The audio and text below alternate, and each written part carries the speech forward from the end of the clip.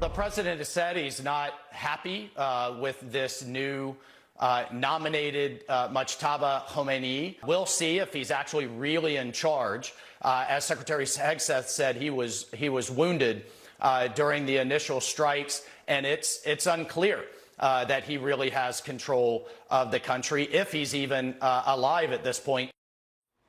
Yes, Iran's new supreme leader has yet to make a public appearance, leading many to speculate if he's well enough to lead the country or if he's even alive.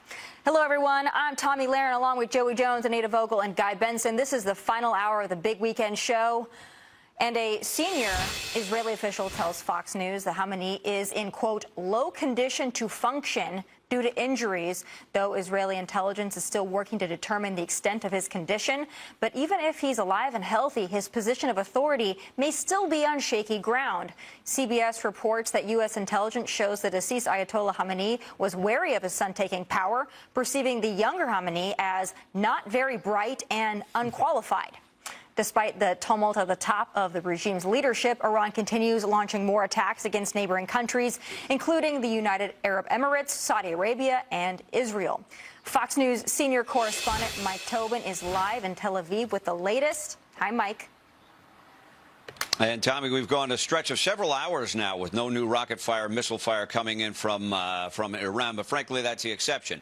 The people here in Israel have gotten used to getting alerts on their phones and heading off to the bomb shelters. The weapon that we've seen in recent days is the cluster bomb. It lacks the power of the big warheads that we saw in the 12-day war, but the little bomblets that are released have the effective power of getting past the air defenses. The video you just saw there is a bomblet that came crashing down in central Tel Aviv.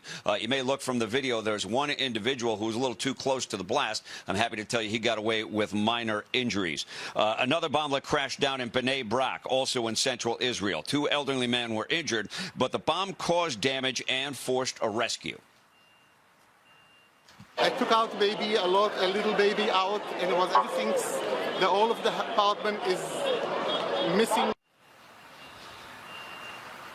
Meantime, Israeli intelligence has connected to the synagogue attack outside Detroit with Hezbollah. Last week, Israeli airstrikes in Lebanon killed Ibrahim Mohammed Ghazali. Israel says he managed weapons and commanded a Hezbollah unit that fired rockets into Israel. His brother, Ayman Mohammed Ghazali, is the man police say rammed his vehicle into Temple, Israel, in Bloomfield Township, Michigan, just outside of Detroit. Ayman was captured on security video, buying $2,000 worth of fireworks before the attack. Those fireworks and gasoline were found in his car after the attack. Ghazali got into a gun battle with security at the temple there, but he ended up the only one injured. He turned the gun on himself, shot himself in the head. Tommy? Mike Tobin, thank you so much for your excellent reporting, as always. All right, I want to go back to where we started there, Joey, and that is, do we know if the new supreme leader is, still with us on planet Earth? We had the cardboard cutouts, but it's interesting there. We haven't seen much of him. Is injured? Is he dead? We don't know. But, I think it's going to make a difference. Yeah, I don't know. This comes to that human intelligence game. Do we know more than they want us to know, or are they putting out stuff to, if you don't want to die, maybe have your enemy think you're already dead almost anyway? Yeah, I'm not sure. Like, even when they announced him, I thought that was odd, because it was this idea of, that was a week ago almost now, and Israel had already said, hey, whoever the next one is, we're killing him too. And so, it makes you wonder, either this guy isn't in a good place, that's maybe why they did it, or maybe they're trying to protect him by putting bad information out there. I don't know. Anita, from that early reporting, it sounds like Papa might not have thought too much of him, though. So that's an interesting comment to make, allegedly, reportedly. Unqualified, not very bright. Yeah, maybe not a chip off the old block, huh? That was interesting information to hear about the way he thought about his son. But according to Iran's foreign minister, he claims the new supreme leader is in excellent health. So that's what's coming out of Iran. But, the question is, President Trump says he, has had some negotiations with Iran, but he doesn't like where it's going. I guess my question would be, if this person hasn't been seen or heard from, who are we negotiating with? That's a very good question.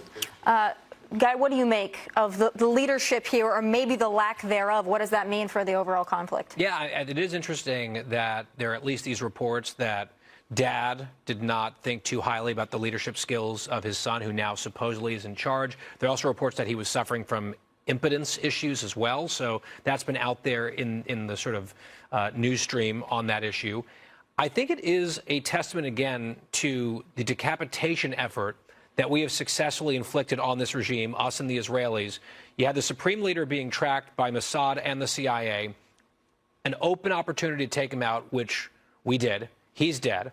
Then there was this gathering of clerics to select the new supreme leader, and Israel took out that meeting. And now maybe this guy is alive, maybe he's in charge, maybe he's dead, maybe he's in a coma or something. But the fact that they are not even putting his voice out for public consumption, to me, is very suspicious. I think that if they're having news readers just, reading transcripts as if this guy is off somewhere doing all the leadering, but he can't speak or be seen or heard from, at the best case scenario from his perspective, he is so paranoid for his own life that he won't even commit his voice to tape. That suggests that he probably has a good sense that his days are numbered, if he's still with us at all. Right.